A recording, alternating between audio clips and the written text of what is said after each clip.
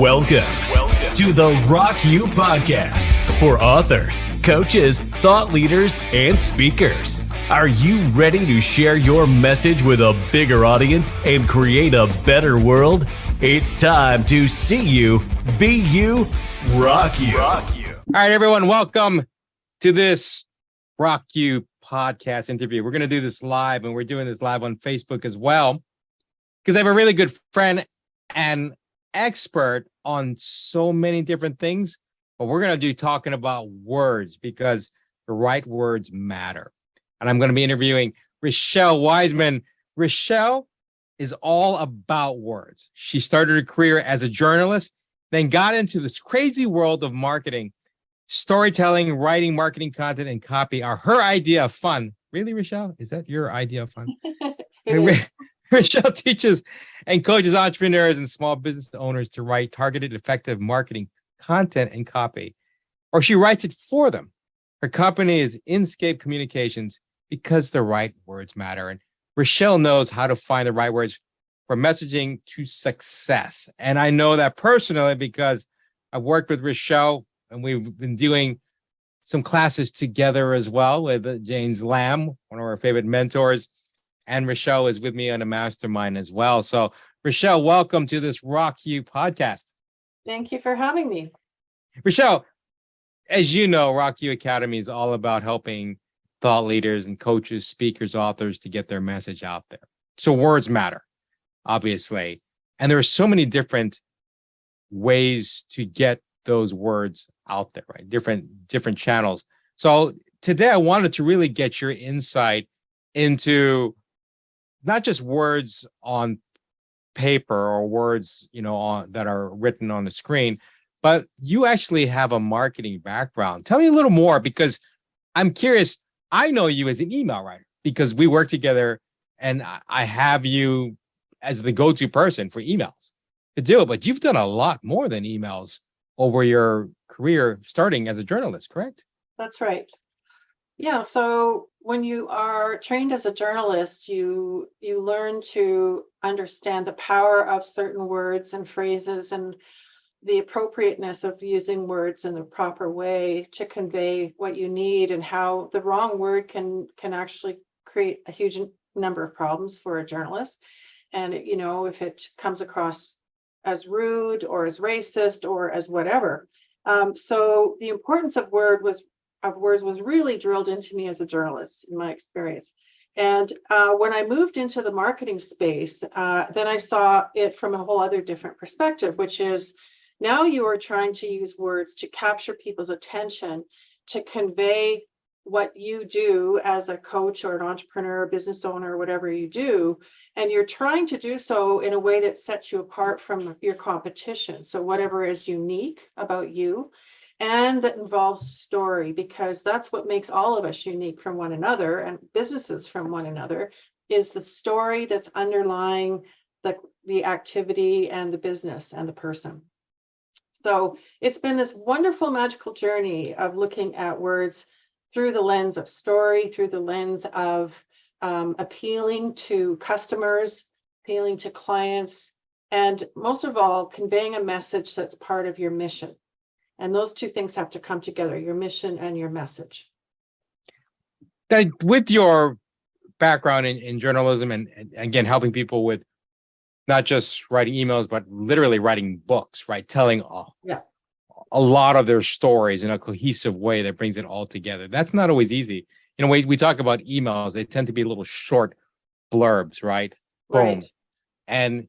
But you have the capability, I think this is what makes you so popular, is the ability to weave in multiple emails into a story, right? Into a cohesive story, Right. Ongoing, and then messaging in general, whether it's copy for websites or for emails or for marketing campaigns or for whole books.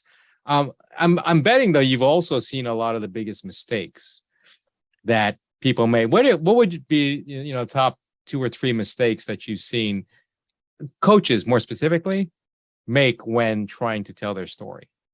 Well, so you mentioned books. So I have coached entrepreneurs to write books and also people that wanted to write memoirs. One of the biggest mistakes that nonfiction authors, usually business people, have when they write a book is that they write the book and it's all about them. And they forget that they're trying to appeal to a reader, and they're trying to carry a reader through a journey and act as the guide. So I follow marketing guru Donald, he's very, very famous, Donald Miller, and his book, A Story Brand. And I follow his story brand when I'm helping people through the process of writing a book, but it also applies to other content. It can even apply to a landing page or sales page copy. And that is that you're trying to invite someone into what you do, but not do it in such a way where it's all about you. Like, I'm the expert, I'm the pro, here I am, and I'm going to solve all your problems because I'm so wonderful and amazing. and so when you flip it around and realize that your audience, your reader, your potential client, they're the hero of the story, and you're just the guide trying to help them get to where they can be the hero of their own story. And when you get your head around that, it changes everything. Changes the tone, it changes the engagement with your reader or potential client, and it changes the ability for you to deliver a transformation that they're going to feel in a powerful way.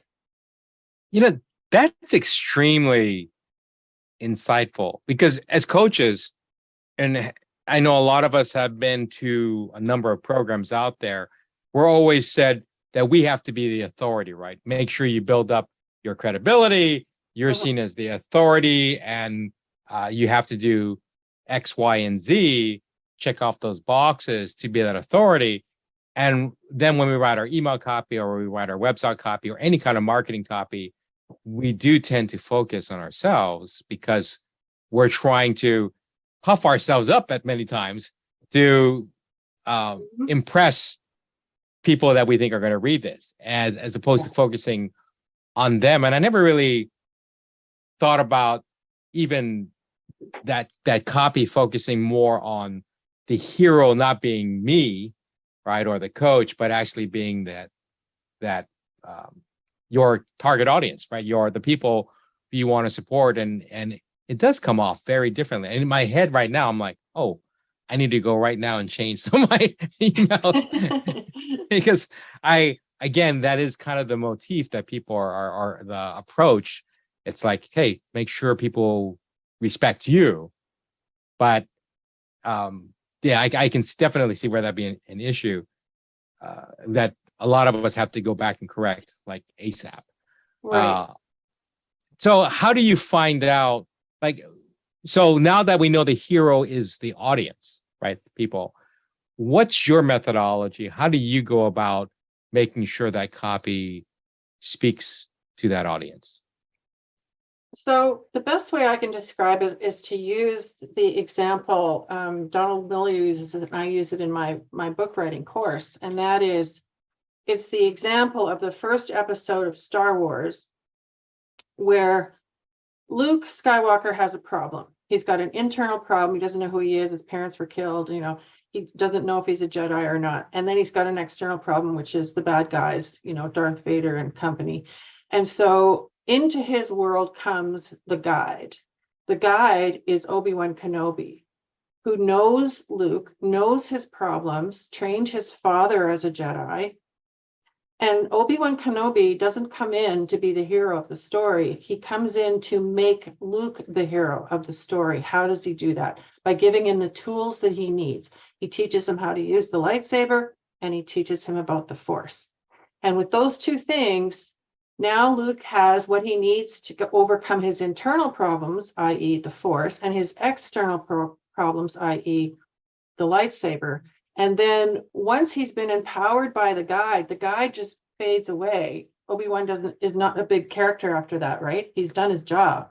Now Luke is going to follow the instructions from the guide, and he becomes the hero. So in terms of my copy, whether it's an email or a landing page or whatever it is, I am there to equip my reader, my client, with the tools they need to solve their internal and external problems, so that they become the hero and I fade away, right? So when you look at it that way, then what you're bragging about isn't that you've got 14 degrees and certifications coming out your ears. No, you're bragging about the wonders of these tools that you've created, this understanding and wisdom that you have, because it empowers them to do this. And so when they get all excited and jazzed about the fact that, oh my gosh, if I learn this, I'll know how to do this and I can fix this in myself. Oh my gosh, I'm in. Right? Wow. I'm just thinking, well, number one, I love Star Wars. So as a Star Wars fan, it just hit home like real fast and hard. Like, I'm Obi-Wan, not Luke Skywalker. I'm Obi-Wan. Exactly. You're not Luke. You're Obi-Wan Kenobi. Every coach, are you listening to this? Every coach and thought leader needs to understand you're Obi-Wan. You're not Luke Skywalker. You're not Princess Leia. You are you are Obi-Wan Kenobi. It's coming together, and the different tools and techniques, put into that context of Obi-Wan sharing those tools, bringing it to light, introducing Luke Skywalker into a number of characters out there as well, and training him to succeed. That really is the story of a coach. And again, it's in just these first few minutes, Richelle, it's put things into such a different context for me.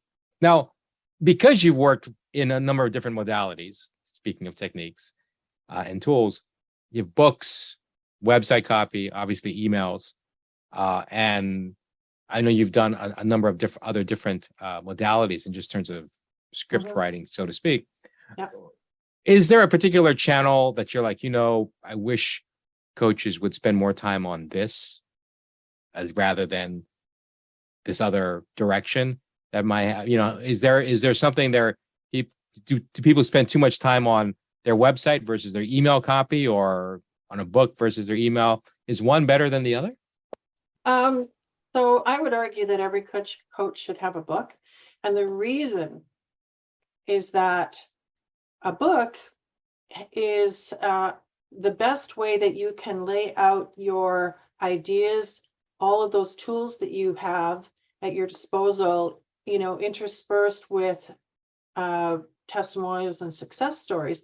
But you can use the book to lead people into a relationship with you where they can be coached by you, because they're going to read your book, and that's like their introduction into working with you. And over the span of 100 pages or whatever, it doesn't have to be much more than that, they will understand your skills, your ability, and your insight, and the flavor of who you are, because you'll write it out of your own voice, and you're not trying to sound like Brendan Burchard or whoever. And it's a wonderful tool, and it's because people can pick it up, put it down, pick it up, put it down when they want, when they need. It's they're in control. I love getting people to write books. Other than that, though, email is the singular most effective marketing tool that you have. And all of the big marketers for big companies, whether it's Coca-Cola or Nike or whoever, they all know that number one is email marketing. Why? Because the return on investment is way higher than Facebook ads or television ads or billboards on buses or whatever. Email marketing is still $42 return for every $1 spent. And there is nothing that comes close to that. And why is that? And the reason is because if you think about it, an email is very personal. You're sitting, at a bus stop with your iPhone by yourself, just you and your phone, and you're reading your emails. And that is an email written to you with your name, hi, Fred, and then whatever. And you have begun to form a relationship with the people that you've sent your emails to. You start knowing a little bit about them by how they react or respond, or don't react and respond. But the thing is that it's a private one-on-one little relationship that you can nurture to the point where those people become loyal clients, customers, consumers, whatever. Nothing else does that. You have no idea who is looking at your ad on Facebook or LinkedIn or TikTok, any of them. You have no idea who they are. And for that matter, they don't know who you are. Email has that level of intimacy that nothing else has. And so that's the power of it. If you learn to harness that power, this is why you get a higher return on investment. You touched on a point that best put, even having worked with you, puts it in a different light. As you are a master storyteller, and how that story is communicated in email, as you said, being so important with that high return, relatively speaking, right, compared to other technologies or other marketing methods. Then, in essence, you have to help all of your clients be better master storytellers. Not just there's storytellers, and then there's coaches. And as we say, Rock You Academy, we try to help people to become rock star coaches, people that stand out in this growing marketplace and industry of personal development. There's a ton of people wanting to be coaches. So how do you step out as a rock star coach? Well, that means stepping out and being a master storyteller. Yes. For it, right? Absolutely. And so, go ahead. Yeah, no, and so knowing your own story as a coach and mining your own story is truly effective, because that is what sets you apart. No one else has your story. It's yours. And no one else can tell your story but you. So that's your golden egg, as it were. And so use that golden egg properly and appropriately in your marketing, and learn to tell your story. And of course, we all have more than one. We have a whole lifetime of stories. Lifetime. That's the thing, right? I mean, even in the Release Your Inner Rockstar program with at Rock You Academy, I always tell people we need to explore your purpose, then all of your interests. Now, what all of your different interests. That includes hobbies, right? Then your passions, things you could do 24 hours a day if you could. Yeah. And then experiences, all of your experiences, not just maybe your current job or your last job, but your lifetime experiences. Because those, what I call pipe, purpose, interest, passions, and experiences, create that story that's uniquely you. No one's going to have the exact same story if we identify that. But one of the, even when I build websites for people, right? Because with the Rock You Academy, we build coaches websites as part of the system, and then to display their story. Sometimes people will give me a story and it's literally a paragraph. Like that's it, like a small paragraph. I'm like, so where's the rest of the story? Well, that's what it relates to in my coaching business. And I said, yeah, but how did you get here? Right. And then having them to deal with a story. I need that. But they said, well, that takes a lot of time. And I'm like, yeah, it's worth it to tell your story. So I'm curious, when people, as you said, tell the story and put it into a book, right? Which is that more complete, as you said, the messaging is in their words, right? In a book, typically. Then how long on average do you, for those who may feel like books too much time and effort, how long do you see books normally completed? Is there an average time frame that someone like a coach would be able to tell their, story?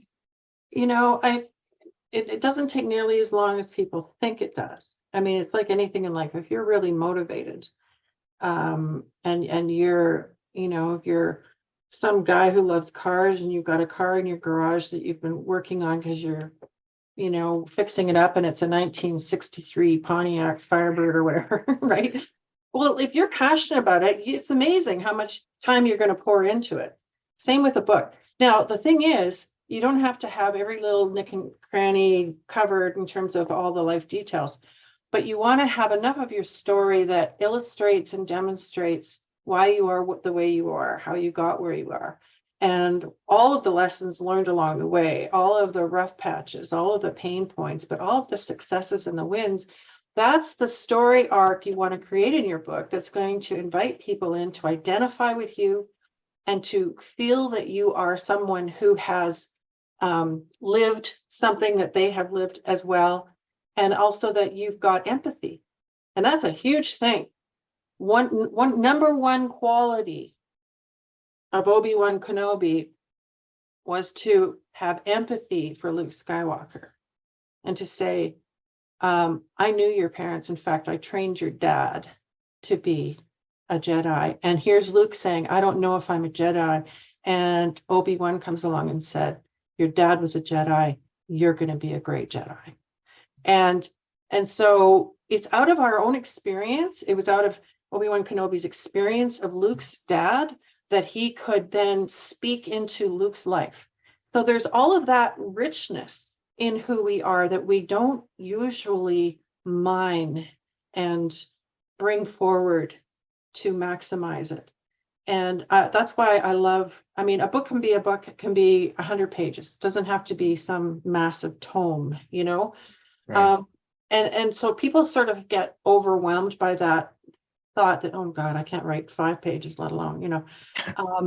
But here's the other thing. One of the other things that I do is that I'm a ghostwriter, and I help pull the story out of people.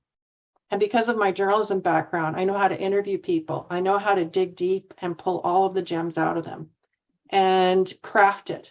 And I can just even craft out an outline for somebody, and then boom, suddenly it clicks and they're like, oh man, now I see it. I see the outline. I know I can write this book. So there's just little ways in which I can help people however they want to go with their story. Well, a book is also, even at that 100 pages, as I say, water 3 plants with 1 hose, right? You have content. Yeah. So that content can be repurposed, and you can use quotes or even paragraphs and other things in social media, or as adding a story or a bit of a story to an email, or even an email series, right? If you tell bits of that story throughout it. So the content or the time and effort put into the writing of your stories and the compilation of a book actually goes into so much more than just a book, or potentially. Absolutely. You know, and having a podcast is another opportunity, because you can be sharing your story as you are engaging a guest and getting their story as well. There's a lot that can be done with a podcast that can be, as you say, repurposed into print, into social, into even film and video. That's another tool that people must think about, is how you create stories with your videos. Well, okay, so that brings up a good point. In podcasts, which we have a number of members that have podcasts, because there's such a reach that you have with a potential reach with the podcast. It can go worldwide. But again, I'm always about watering 3 plants with 1 hose, and I always tell people, hey, you can repurpose that podcast, you know, because you can transcribe a podcast from video into audio, from audio into text, and then cut it up into blog articles or into a book. So if someone does have, let's say, 10 podcasts, about an hour long, I'm not sure how many words are in an hour long talk. There is a formula. I used to know this, but the was it 300 words or a minute or something like that. But if someone does have a podcast, and let's say they do 10 podcasts, as a writer, for you, can you take that podcast, and if they structure this so that thinking ahead before they start the podcast, that they say, okay, in this podcast, we're going to talk about this topic, right? And structure it that way. Can you turn that podcast? Can you actually, as you're part of your services, convert that podcast into a conversation with Ronnie Tsunami, or, you know, turn it into a book? Absolutely. I mean, the content would naturally have some sort of flow. In other words, there'd be, you know, maybe podcast number 7 is the starting one because of the ideas, and then the ideas have to flow in some sort of logical fashion. So the order in which podcasts were recorded is not an issue. It's the content. How do you make that content flow into some sort of an outline that makes sense to create a book with it? And then filling in the details between chapters or to make one chapter strong as the others, that would be sort of after the podcast. And that would be some things that I could do in terms of interviewing person and filling in the blanks and making sure that the book is evenly, it flows evenly, but if there's equal strength in each chapter. Right. See, you can tell this is my thing. I love doing this. And then because it's not easy too, right? Because you would think just having podcast after podcast, it isn't just about copying and pasting the transcript, but you have to weave the storyline, right? Exactly. Between each of the podcasts so that it makes sense. Reorganize them in a flow that makes sense, and then make sure wording wise and even makes grammatically makes sense, but flow wise, it doesn't just seem like a bunch of different stories. Like, can you weave a storyline between all of them if you think ahead, knowing and kind of plan accordingly? Well, that sounds like a service right there, Richelle. We should promote. I already have. I know for the Rocky podcast, I'm like, wait a minute, we can turn this into a book. We should talk. By the way, let's talk about what you offer, because I know we were talking about the Rocky Copy Guild, right? That you had for emails. Can you talk a little about what that is? So it's my course aimed at entrepreneurs who know they need to have an email list, and they know they need to send emails to their list, and they know that there's different types of emails, but they're really sort of clueless about how the whole thing works. So the course goes into depth on, first of all, what is email marketing and why is it so important to you as an entrepreneur? And secondly, how do you write effective emails, and how do you write nurture emails, which are different from promotional emails, which are different from your welcome series when people first land onto your list, and how are they different from the reminder emails that you have to send when people have signed up for your whatever, and then the follow-up emails, and all of these different types of sequences, and where do they go and when do I send them, and all of that's all covered in the course. And I give them templates for nurture sequence. I give them the top killer subject lines. We learn how to write effective subject lines and preview lines, because of course, if no one's opening your emails, you're dead in the water and nothing else matters. And we learn about click-through rates and writing calls to action that actually get action, and how you convert people on your landing page and sales page. So there's a lot in the course, and it is, as I said, aimed at entrepreneurs, so that it takes the pain of writing emails. For some people, it's kind of like slitting your wrists, right? And it takes that away and makes it more doable. And it's not nearly as intimidating once you know what you're doing, right? Well, I've seen, I laugh at the slitting your wrists analogy, because there are times where, well, not just times, but I know a number of people who do not make the time to write emails because they feel like it's going to take a lot of time. And so typically you'd have one email, right? Maybe an autoresponder when someone opts into your lead magnet, right? Or signs up for your lead magnet, opts into your list. You send a welcome email or hey, here's your download. But then there's nothing else. Like, I keep thinking I'll get to it, and then never get to it. So do you provide templates like that, like part of that whole sequence? Yeah, I do. And I write them in such a way that people can get the sense of how to write it for themselves, because I don't want people writing emails that sound like me. I want them to write emails that sound like them. So, right. So they're more of an inspirational guide. And once people see how to structure an email, every single email has a structure and knows the pieces and where they go. Again, it just takes the mystery and the agony away from it, the whole thing. And people who didn't think that they could write find themselves actually enjoying it. I have one student, and she told me that she has not written emails for 5 years because she just didn't know how, and she was scared of the whole subject. And now, after taking my course, she's excited about writing her emails because now she knows what she's doing, and that mystery of it is no longer holding her back. And so, she's invested in an email provider, and she's cranking out emails, and she's using her emails and her social media to act together, and she's figuring all these things out. And it's sort of like, oh my gosh, this whole new world has opened up for her. So, and that makes me so excited, because I feel like there's a person I can see the transformation in her. But it's also a core skill. As you said, email is really the number one way we market right now. For coaches, especially where we're taught how to do cultivation emails or how to do welcome email series and so on, then having a skill set, having your knowledge, right, in the course, it's one of those skills you're going to use every day. There really is not one day, and I hate to admit this, but even on the weekends when I'm supposed to be off, there really is not one day where I'm not emailing. Right? I mean, there's like summit skills. You can learn how to do summits. You can learn how to do, a number of other things in terms of coaching business. But email is like top 2 core skills other than talking, right?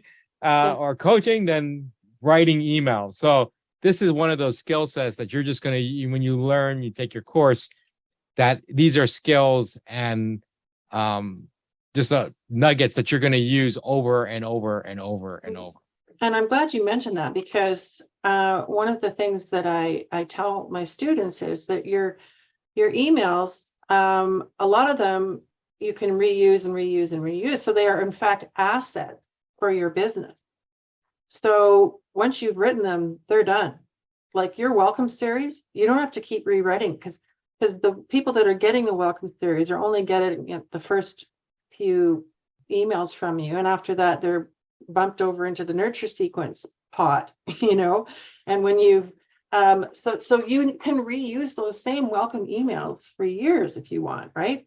And the same goes with reminder emails. All you have to change is the date and the time and the name of the whatever, and other than that they're pretty good to go. So there's the ones that you will change all the time will be your nurture sequences. And those are ones that you are going to be sort of cultivating out of your own experiences as your life experiences happen. You're bringing to bear what just occurred with a particular client or in your industry or whatever, and just constantly refreshing those the nurture sequences. But other than that, you're gonna have a lot of emails that you have to create the first time, and then you're good to go with Gotcha. minor tweaking here and there. And it's called Rocket Copy Guild. Rocket Copy Guild, yeah. So we'll put a link in the description to the Rocket Copy Guild, because Rock You Academy is set up as an affiliate, right? Yeah. So we'll share that. And I understand now you have a mastermind for messaging, which Right. So it's not just email; it covers messaging in general across multiple formats. Can you tell us more about that? Yeah. So essentially, if you're a coach, you have a message and likely more than one message that you're trying to get out into the world. And, emails are going to be obviously a crucial part of that, but you have other tools at your disposal. You may decide to do a podcast. You may become a public speaker and speak on stages. Maybe you want to create your own summit. Maybe you want to write a book. Maybe you want to use other kinds of marketing tools. I don't know, Clubhouse. Social media, video. Maybe you want to set up your own YouTube channel. There's so many options to you now as to where you get your message. But how do you figure out where your message is going to fit the best and work the best for you? Because not everybody's needs to do a YouTube channel or a podcast. But for some people, that makes total sense. So it's sort of matching, first of all, refining and honing your message to distilling it into its crystal clear messaging, then figuring out where that message fits amongst all of the tools at your disposal. Having that message honed down, that story built up, and there's stories for different sizes, right? Sometimes you only have a paragraph to stick your story in. Sometimes you have a couple pages. And if it's a script for a video that you're doing, even that matters more. And I teach people right within Rock You Academy how to look up what's being searched for on Google or YouTube, and then weaving those words and these keywords into the script to make it more, to increase the search engine optimization capabilities, because every video is closed captioned, right? So it's indexed essentially by YouTube, which is owned by Google. So, right. So it makes sense to help increase that. But the storytelling piece, I think we often hear the term messaging and we get lost in it, meaning we don't really understand what we mean by messaging other than, okay, does my client understand the message? But I would venture to say storytelling, this whole theme for our talk today about the words, is actually a more accurate word. Is what story are you trying to communicate? And is that story communicated in a way that not just gets across, but resonates more than a competitor's message or story, right? Because you're kind of competing for that person's attention. For sure. And different people will respond to different people. Like in other words, you could have two coaches and they teach roughly the same kind of stuff, more or less. Right. But based on their own stories, client X is going to be really attracted to this one, and client Y is going to really resonate with that one.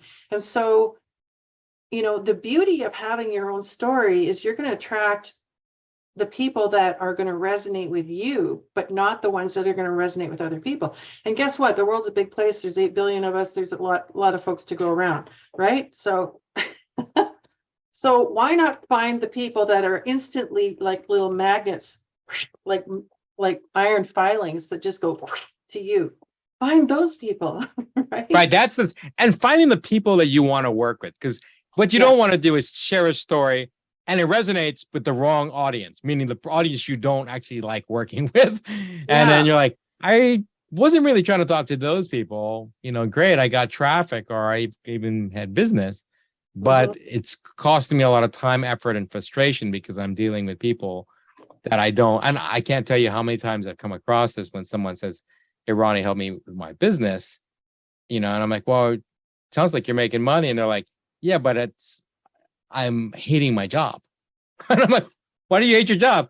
Well, I'm dealing with this person and this person and this person. I said, well, why are they coming in rather than your perfect client, as we say, right? And they said, well, and then we take a look at their marketing, and sure enough, they're not even touching, any pain points of the market they truly want to or love to serve. Exactly. So you help with that, right? And in the story, because if you're authentic and you're transparent and vulnerable with your own story, you're going to find people that resonate. Now, you're still always going to have those folks that come to you that are just plain, I call them PETA people, pain in the ass, PETA. So the PETA people are going to show up and you just gracefully and graciously fire them. You choose who you lose sometimes, and that happens. And maybe they go merrily on their way and find a better coach that can work with them. Storytelling mastermind. That's what this is. What do you actually call your mastermind? I'm still trying to find the right words for it, because it's getting the messaging right, it's getting the strategy right, and it's also making money. Obviously, that's what people are doing this whole thing for. So how you weave those three together. So I'm playing with the words right now.